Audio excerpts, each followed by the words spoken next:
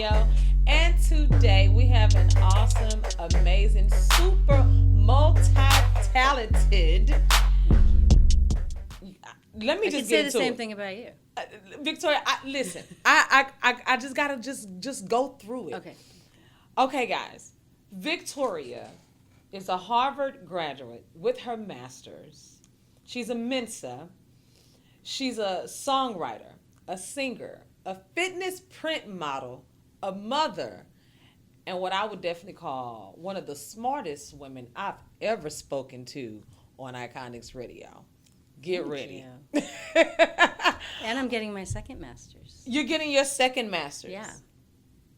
In the middle of it. In the middle of it all. Yeah.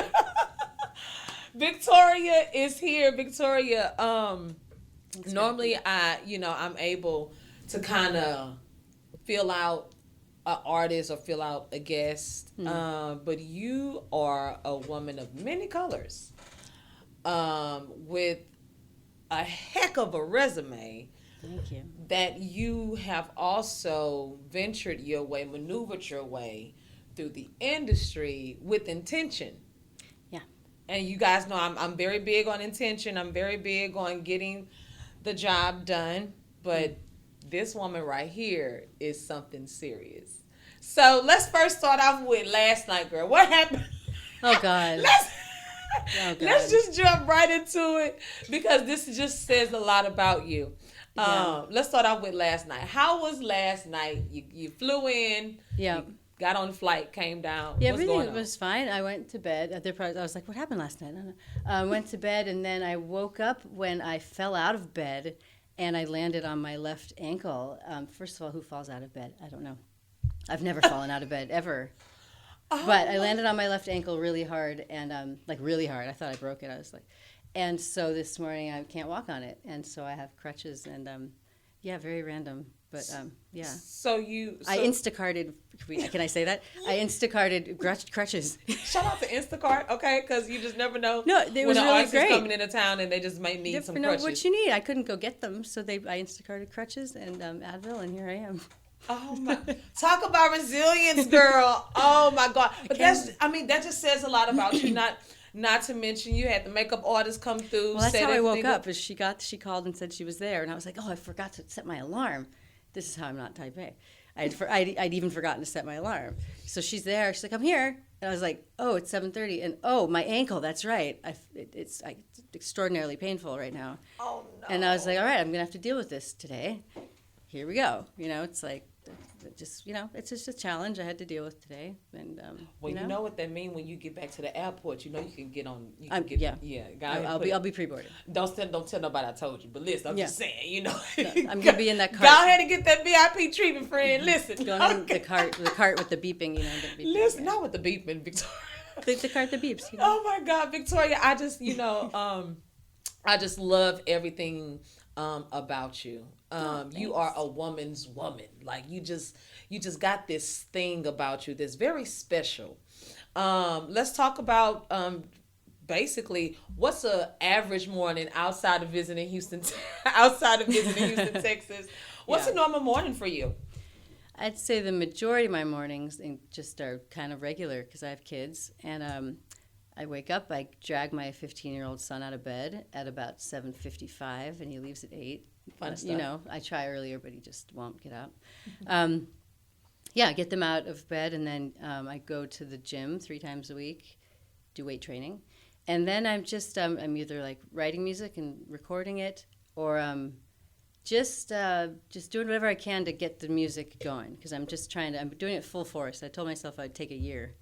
If it wasn't going anywhere in a year, I would go back to my master's program, because there's only so long you can dump resources into something. I'm thinking. So, yeah, I'm just trying to do my best. I'll have meetings with I hired a music consultant who's like trying to help me with all this, and it's like you can wait around for something. You can have songs and record them and then wait, or you can actively try to get them places. To get them. So. I'll do that, and then at around 3, I pick up my kids from school, and then it's like soccer games and baseball games, and making dinner and help them with homework. And then Wednesdays I rehearse with my band. I have a band in Boston, and we're close. Yeah, we're ready to perform now. We just need to find venues that will take us having not performed really before.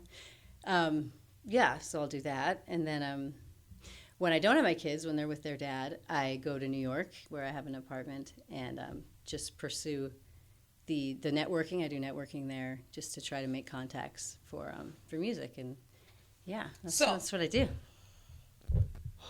I know I'm tiring myself right now. But it's exciting. I get activated by being productive like that. Like by making dreams, I make dreams like trying to make them happen, you know. Like when I'm there in New York, I'm like, wow, this is weird. I'm not home, but like this is me trying to make this happen. Like it feels good, you know. I'm very intrigued right now because you live like two totally. I'm a Gemini. She's a Gemini, guys. Yeah. You live two totally different lives. And I don't think I could live any other way. It's because I've always had this. I had kids young. I had them young. I was 25 and 27. And I did the mom thing, and I was like, but I just always knew that I needed to do something personal, like for myself. Yeah. It just took me a long time to figure out what that was. Right. You know, but this also, when they say like life comes basically, and it goes and comes in full circle. Mm-hmm. It's really true. Mm-hmm. Because we're about to get into some fun stuff, guys. Hold on. It's about to get juicy. Okay. What was little Victoria like? Who were you or how were you growing up? What was the atmosphere like for you? It was not easy. My parents divorced when I was 5, and my mom moved across the state of California. And I had to fly on an airplane for 13 years to visit my dad by myself. So I just became parentified very young. So most kids they don't have to be adults until they're adults. I had to be a little mini adult because I had to take care of myself, basically, like going through the airport and like doing all this, dealing with feelings. Like, you know, when divorce happens, divorce doesn't have to negatively affect a kid at all, right, if you're talking about it and if you have stability in your life. But nobody's telling me anything, and I'm like trying to make sense of it myself. So because of that, I like became very internalized, you know, and I thought a lot. Like I'm trying to analyze the world, figure out the world. So I was not that fun of a kid. It's pretty introverted, but really like observant, which has helped actually in my life. But I was kind of really, really shy, but not with close friends. So like I was very much had one or two really close friends, never like a social butterfly. That kind of thing made me uncomfortable. Did really well in school though, just always like just intrinsically motivated student. I played the piano. I played classical piano for 13 years also. Never that fun when it came to like, I didn't drink when my friends started drinking. You know, I was just like, why would you do that? That's just like, what, wait? Why would you go cow tipping? Like, I live in a place where people like cow tipping, and I was like, that's mean. And they're like, they all went, and they're like, okay.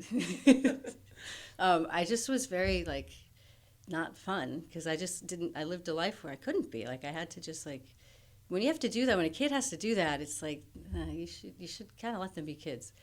So, you know, I found out later because I processed it and I did a lot of work with psychology. Like the choices parents make, you know, they didn't intentionally try to mess up my development. You know, they did their best. Right, you know? Right. So understanding that, I could process it and I could be like, okay, well, here I am. Let's take that, then let's get better from it. Let's move on from that. Yeah. And let's just do better with my kids.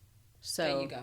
Yeah, and so it's because I was able to process it and get over it, I can take the good qualities that came from that, which is like independence and this observational skills I have, intuition, you know, understanding people, really understanding the world. And so that was I love that. But I've been singing since I was 5. Wow. Yeah. So you get into you obviously you excel in school. Yeah. Because your IQ is. Yeah, but I also am not somebody who could just show up and take a test. So I worked really hard. There you go. I worked for hours every day after school. Like See, I didn't do sports at all until I'd already gotten into college. It's like I was studying. Because I could not have been able to do sports, and then I wouldn't have had time to do my homework. So I would go home after school and do like 3 to 4 hours of work every day. And then, I got good grades. I did well on the SAT. I got into Pomona College, which is a small liberal arts school in LA. Went to culinary school after that because I was burned out. What was you cooking, girl? Was you in the kitchen? Was you in the kitchen? I should have done baking because I'm a baker. Oh, nice. But I'm like, let's just do the whole program. And then I couldn't finish it because it was like very, very stressful having to have stuff on time and everything. You know? When did you realize that music was your actual calling? And what was that defining moment like for you? So I started recording in 2018. I started recording covers. Okay. Actually, for my ex-husband, for a present for him, I recorded his favorite song, this Landslide. So I found a producer and I recorded it. I gave it to him, and then I was like, "Oh, that's nice." And maybe I should have just recordings of some of my songs. So over 6 years, I worked with a producer and just recorded a bunch of covers. And at one point he was like, "Well, come back to me one day when you've written some songs." And I was like, "Well, I'm not a songwriter." So anyway, that marriage ended last year, and I found myself writing a lot of things to him and to just trying to process the end of the marriage. Right. And the stuff I was writing, because I'm a writing tutor, just was very deep, but also I found that it's kind of universal, stuff that a lot of people would identify with. And because I'm musical and understand how songs are put together, I was like, wait, this could be a verse, and this is still like a bridge over here. And I was like, I'll put a pin in this. I'll come back once I've processed my divorce. And then I can maybe turn this into a song. So that was a year ago. So wow. I didn't become a songwriter till a year ago. My goodness. Yeah, until I felt like I had something to say. But also definitely going to Harvard and then also having a pretty good IQ, you didn't even realize that you had that ability until the emotions and everything was able to be poured out. Yeah. Or how would you explain that more so? I had never tried to write a song. Yes, I had. I had sat down.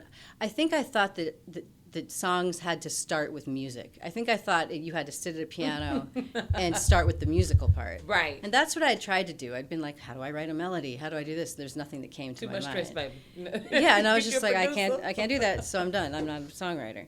But then I realized that songs can start with lyrics. They can start with words. And so that was it. I just was like, but it's not poetry for me, and it's not me being creative and needing to get dump my issues out in the world. It was more more intentional. It was more like, how can this help people?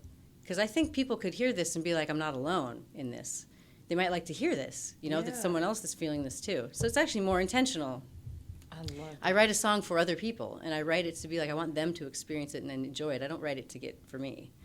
Some artists do it for themselves, to express, and it's more like I'm writing it for them, I love that. Yeah. I love that. I love the fact that you're saying that this could help people. Yeah, that's what I want. And as an artist, when you get the microphone, as I've stated millions of times, when you have the microphone, you have a responsibility, and you are responsible for whatever energy is going out to what people are receiving. Thank you for that. Thank you for and you have a platform. You have that. You could do anything you want with it. People are listening. That's right. Yeah, and I'm like, what can I get across? Something that just is, words are everything to me, because I've taught words to kids and adults for 6 years, 7 years. I love it. And I've taught them how to express themselves. So I'm like, well, now I can do it, so. We got a chance to go to Springboard West, and we were in Springboard West and seeing all the performers, the independent artists come up on stage or doing their thing.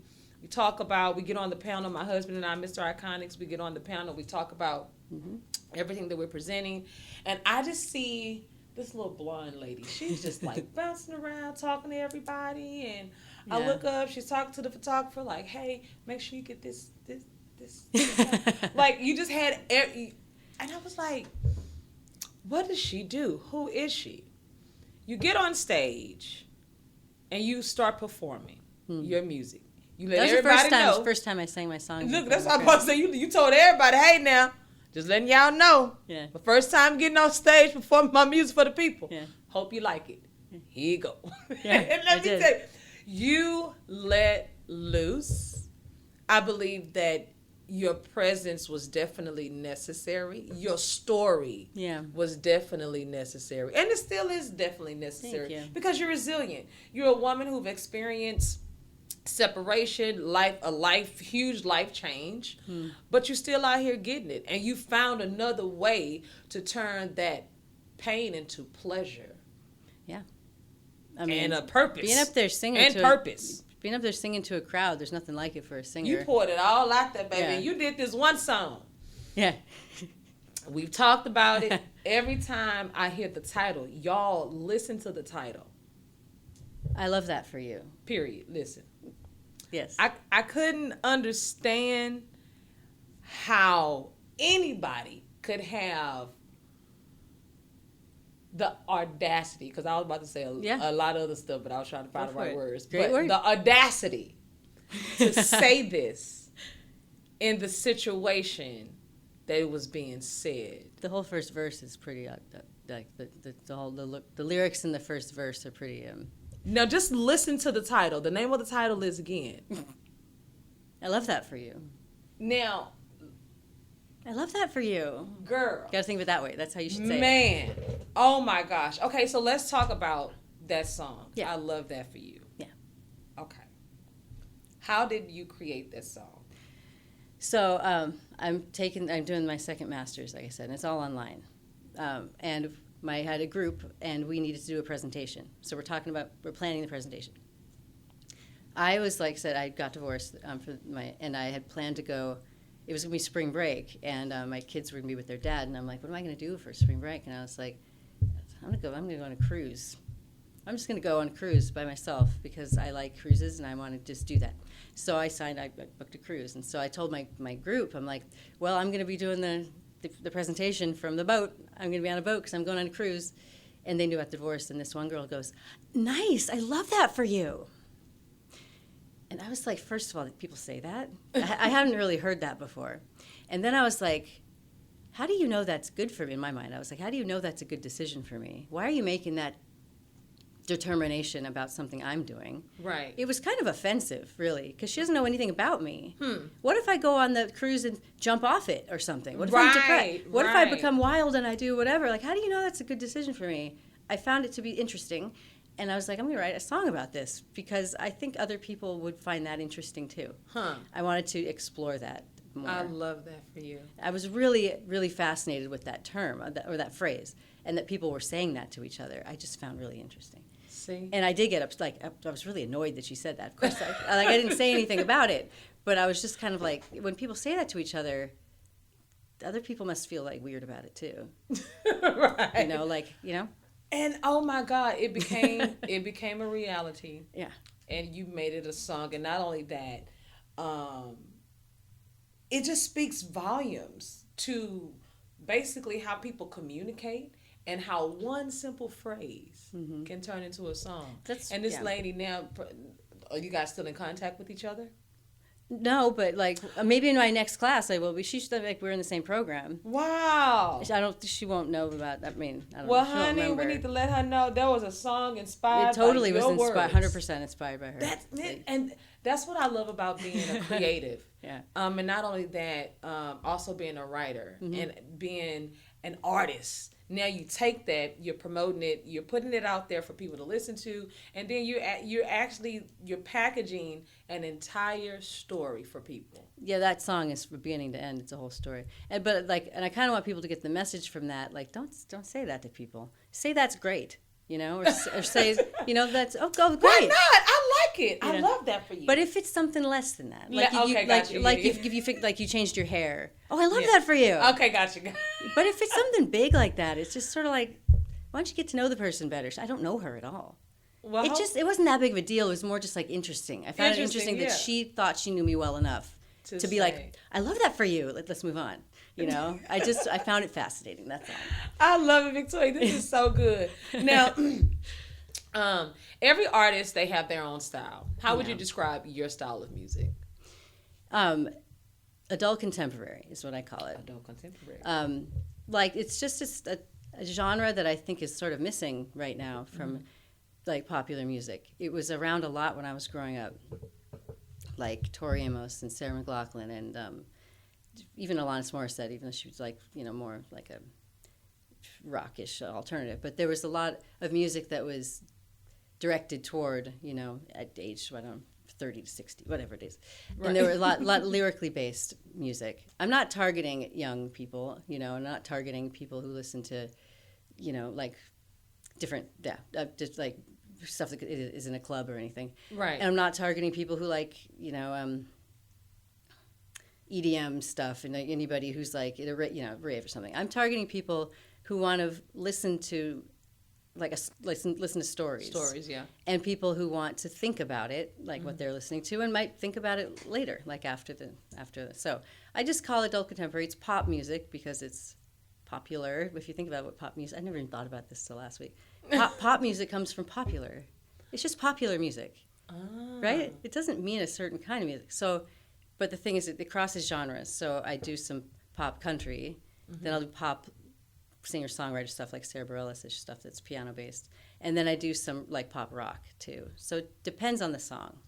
Nice. But I would put it all into adult contemporary. Adult contemporary. So look, if you're trying to turn up, you got a little EDM blasting, you got a little R&B hip. Nope. You're not going to find me there. Nope. Victoria, not there. Except we're trying to get a rapper named Futuristic to do a verse on my song Stories. Well, there you go. Now you better add something in there now, Victoria.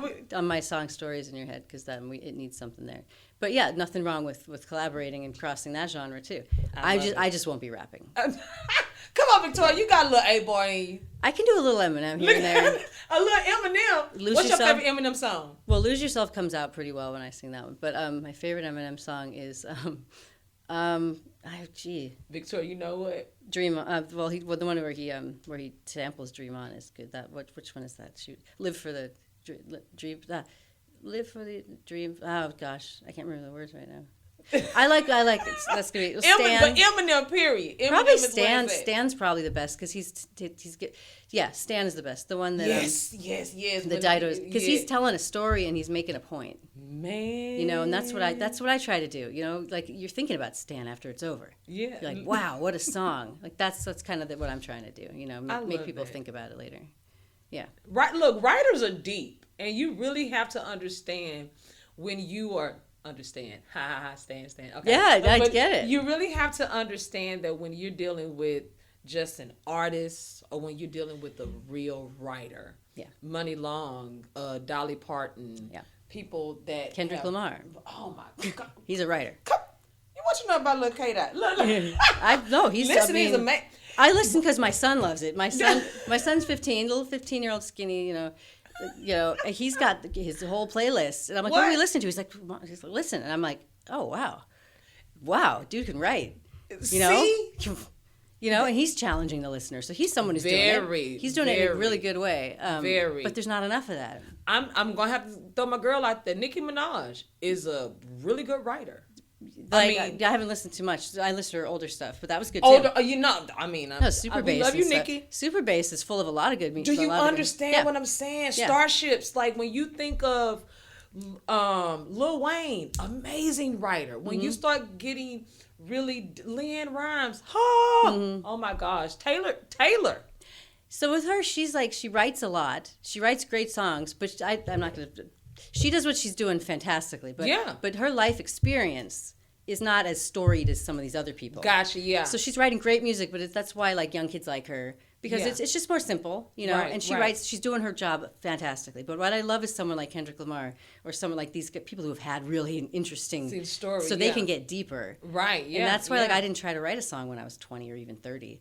It's like at age 40, once I've had 2 divorces. It's like, baby, I got something to say today. Yeah, right. Okay, we got a lot to talk about. Like 2 divorces and 2 kids and like going to all these, like I've been through some difficult stuff just with. For sure. Yeah, with other thing, just it's like, wow, okay, we can get deeper here. Man, I love that. So I love that. And there are writers who do it. You're doing it with intention, and not only that, you're doing it very gracefully.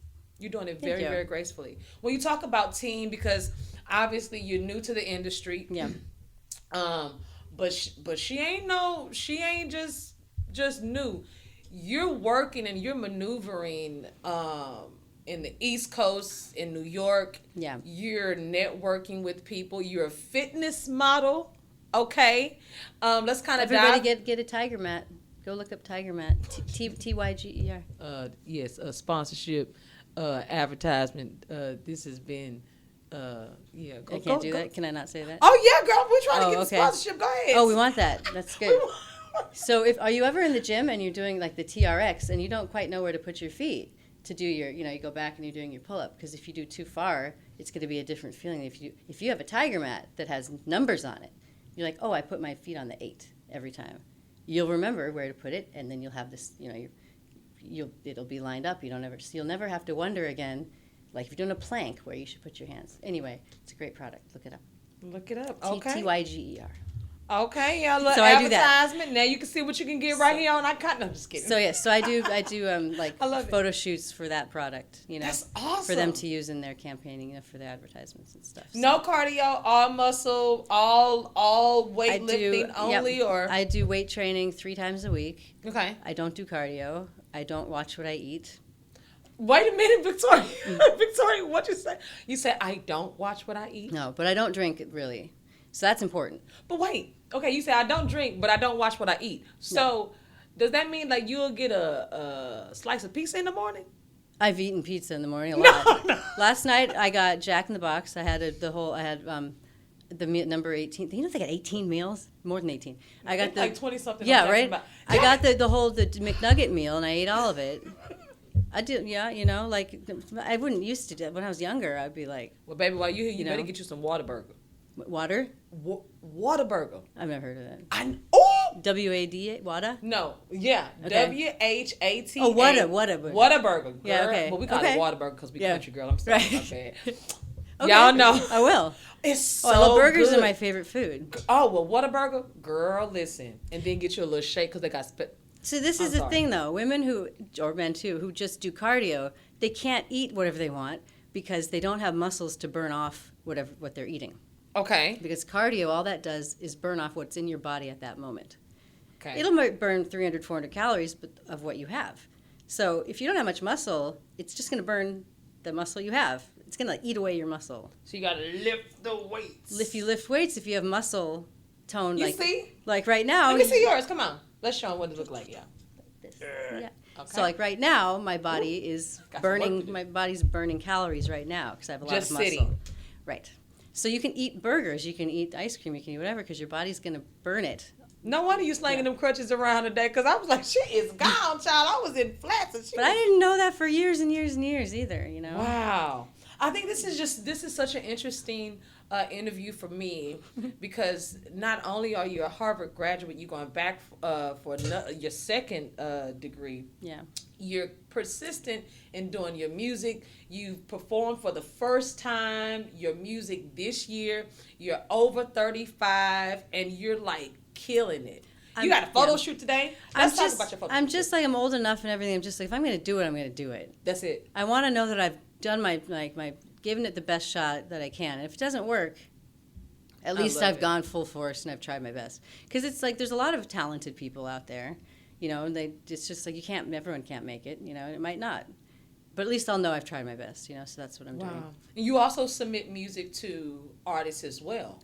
I've done that with a few songs, yeah. That's so good. Kelly Clarkson had one of my songs for 6 weeks. I don't know how long she actually looked at it, but they eventually passed on it. But it's meant for somebody else. Miranda Lambert had one of them for a while. There you go. Yeah, so you're working, girl. I would really like to get some songs to some people who might, be more appropriate for them to sing instead of me. I love that I'm for just you. Gonna right. See, there you go. So that's like there could be no negative. That's to what that. you're gonna use it at. Okay. There you go. I love that for you, part 2. That can be inspired by you. Look at you. Now, when it comes to your team, because no one can do anything in this business alone, you definitely have to have some people behind you and supporting you.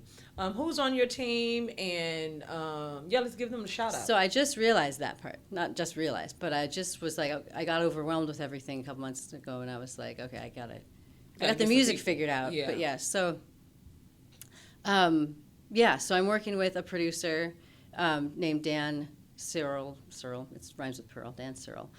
He produced "This Ain't a Fairy Tale." That's my most recent single, Dan Searle, and his wife. Her name is Victoria Vera, she's also Victoria. She's a singer, Victoria Vera. She's really great singer. She is helping me with social media, and she's also a photographer. So they're doing all that. So I really needed help with social media. She's only 24, so she understands social media in a way that I don't because I'm 42. So that's helping a lot, social media. And then he's helping me with promotion and stuff, and it's really nice to have the two of them. They're a really good team.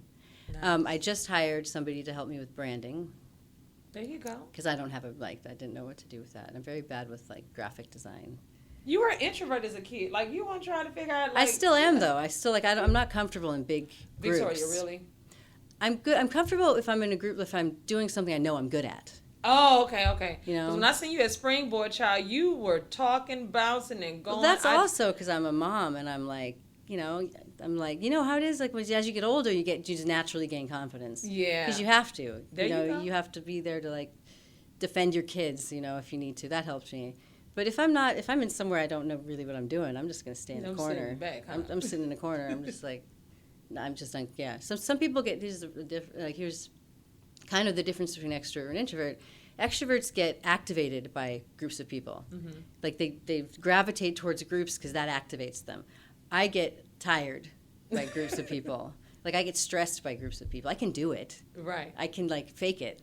But then I'm done. I don't really like it. It more stresses me out because it's a lot of pressure because I don't know what to say. It's too much, yeah. Because I don't know what to say. Right. So that's really the difference. It's it's not like you can't do it, right. But it's what really gets you satisfied, in your life. So that's why I'm a natural introvert.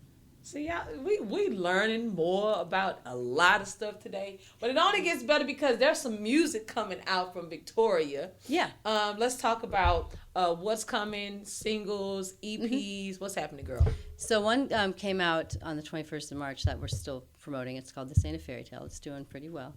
So that's so I have 6 singles out already. The next is going to be a cover of Sarah McLachlan's Sweet Surrender, and that's finished and ready to go. It'll come out in a couple weeks.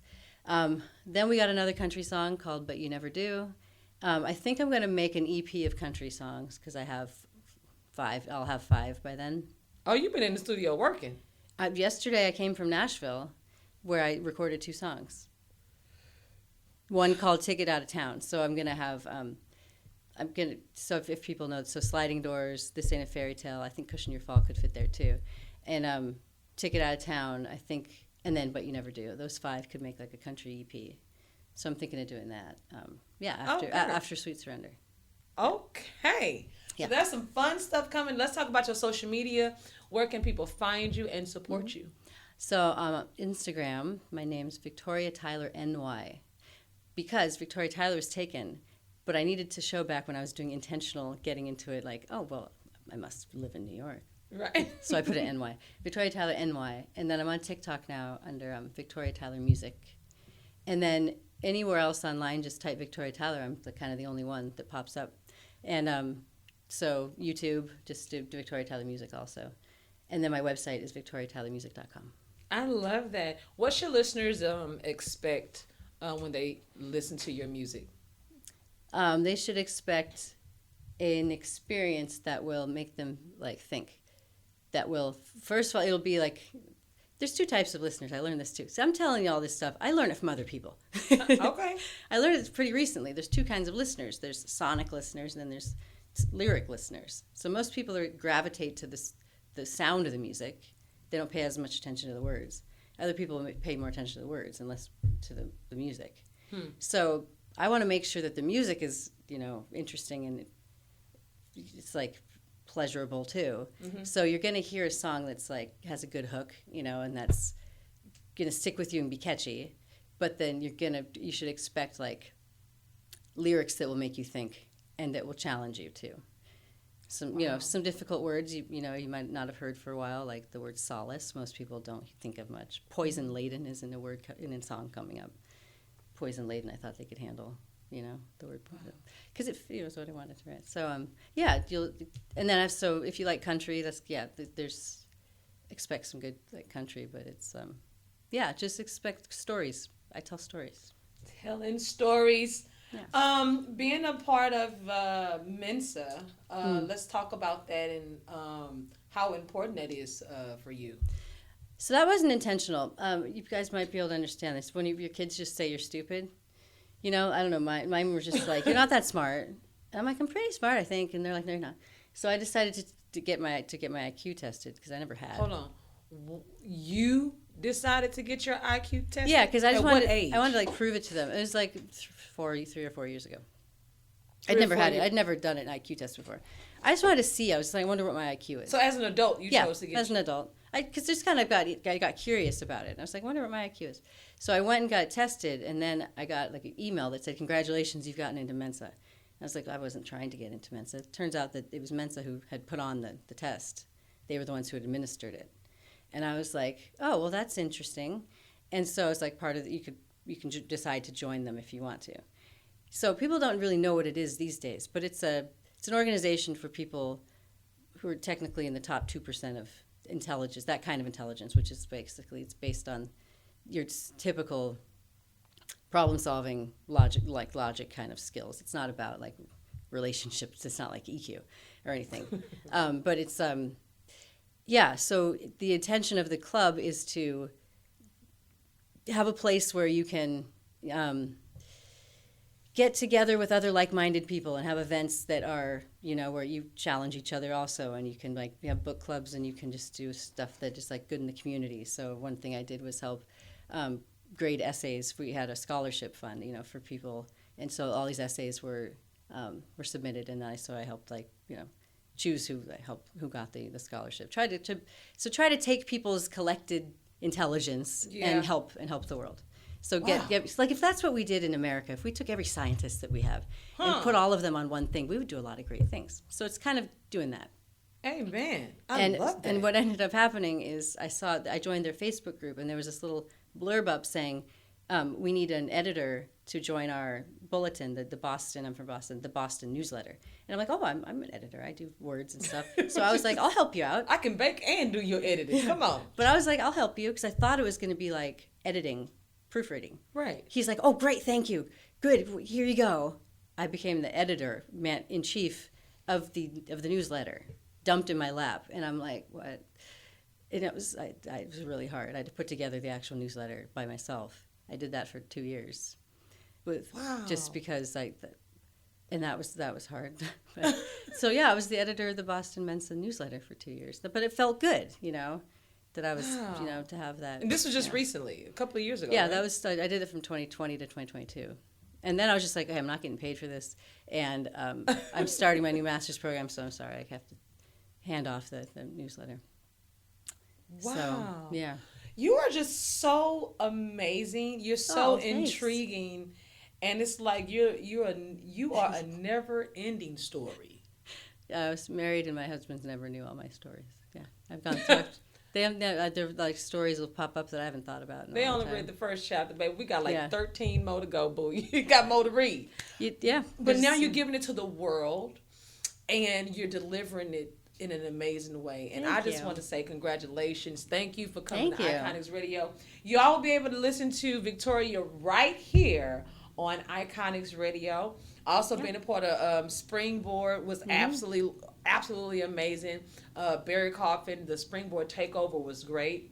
And you were great. I really liked listening to you. Thank you. Yeah, you guys did great. I took a lot of notes. Thank you. And then I liked your shoes. Remember, I went up and talked to you because I liked your shoes. You sure did. I just want to say this has just been such an amazing interview. But before we go, are there any words of encouragement that you would like to leave? Yeah. Gosh, if with anything, I'll just quote. So I wrote a song. So I was telling you. So I have a philosophy. One of the ones I have is called "You don't know unless you go," and that's what I try to do. I try to just, like, if I ever want to do something or I'm thinking about it, I just go and do it. So I wrote a song called "Just Go," and that one's going to come out later. If you're thinking about doing something, just go. Just go do it. You don't want to regret not doing something. So that's what the word of wisdom is. Just like, if you want to do something, just go. It's nothing that could hurt, so. I love it. Yeah. I love it. Finally, let's grab these caps. Was it worth it? So that's from one of my songs. I was like, why not put that on the front? Yeah. Was it worth it? I love some good merch, girl. I love some good merchandise. So I'm just starting with the merch because I'm sort of, branding. But, and this one, just the name of my company. I have an LLC, so I just started that, So awesome. So I'm a business owner, too. Non-stop, y'all, is right here with the one and only Victoria. Now, these are up and coming. Yeah. They're coming out soon. So just, I guess. Yeah. So with my new woman who's helping with the branding, she's going to help set up the Shopify site that will be available through my website and through my Spotify. So on Spotify, on my artist page, there'll be a link to the merch too. So within a few weeks. I was going to say, right now, everyone can go to your website, your social media, keep up with you. Yeah. And remember, if you out in the club and you out there like boom, boom, boom, boom, boom, that ain't it. But if you want to get you a glass of wine, listen to a couple of laid-back songs, Victoria is your woman, okay? And think about I Love That for You. I love that.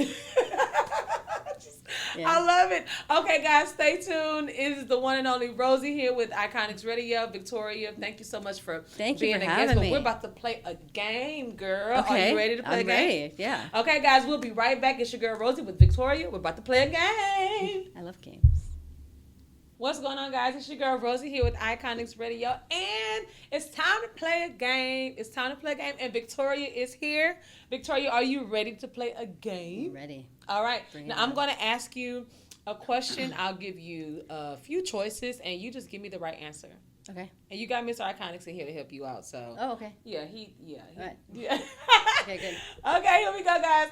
First question is, who was the first woman inducted into the Songwriters Hall of Fame in 1987? Was it A, Dolly Parton, B, Carole King, C, Joni Mitchell, D, Aretha Franklin? I would guess Dolly Parton, but I don't know. She would be in the country thing. I have no clue because I don't know. Do you know? I'm going to say Aretha Franklin. That would be a good one, too. Or Carole King. See, she going now. Or Joni Mitchell. I don't know. Yeah. I would want to say Dolly Parton. That was the first one I said. Final answer? Yeah, Dolly Parton. That is incorrect. It was B, Carole King. She was my third guess. See, I'm not perfect. I don't know everything. Here we go. Okay. Which artist is known for writing emotionally powerful songs like Someone Like You and Hello? Adele. Is it... Huh? Adele. Okay. Well, we all know that. We know that. We know that. So I have Someone Like You on my YouTube. I have a Someone Like You that I sang. Yeah. Everybody go to YouTube. Victoria Tyler Music. It's a good Someone Like You. Yeah. Great job, Adele. It's a good song. Here we go. What was the cultural impact of Carole King's Tapestry album? A, it started the disco movement. B, it brought jazz into mainstream pop. C, it helped launch the singer-songwriter era. Or D, it introduced synthesizers to rock. I'm going to say C, even though I have no clue. C is correct? Yeah, the other three don't make any sense. This is how I teach the SAT, and that's why I teach the ACT and the SAT. If you don't know, just cross off what doesn't make sense. Okay. There you go. Yeah, that's the only one that would be possible. Yeah, you know? Because she doesn't use, like, synthesizers. Don't make sense. But, because I haven't heard of the tapestry thing. I don't know. All right, y'all. But I didn't know number one. I mean, you had Aretha in there, too. You can't, Aretha and Dolly Parton, you're like, yeah, how does anyone know any of that? Like, who has to pick? Not me. Okay. But she is a great songwriter, Carole King. So, yeah, you know. Okay, who co-wrote songs for Britney Spears, Katy Perry, and Rihanna before launching a solo career with This Is What the Truth Feels Like? Was it A, Gwen Stefani, B, Kesha, C, Lady Gaga, or D, Julia Michaels? Kesha. Final answer? Sure. No, Michaels. Julia Michaels. That's right. It's Michaels. Final answer? Yeah. Or Kesha. That's incorrect. It was Gwen Stefani. Before launching a solo career, her solo career was way before those other ones. Yep. Who co-wrote songs for Britney Spears, Katy Perry, Rihanna before launching a solo career? Yeah, Gwen Stefani. But that's worded wrong. That's a bad question because her solo career started in the 90s, early 90s. So Gwen Stefani? Yeah. So her solo career was like solo career, not no doubt. Yes. See, this is right. That's perfect. Yeah, you're right. Totally right. Okay. I didn't know she co-wrote those songs. Me neither. Can we not do music trivia? Okay, you know what? Okay, here we go. She asked for it. Are you ready? Yeah, give me regular trivia. Or music, whatever. Yeah. Which part of the brain is primarily responsible for processing music and lyrics? You just gonna have to say it, baby, because A, cerebellum. No, that's.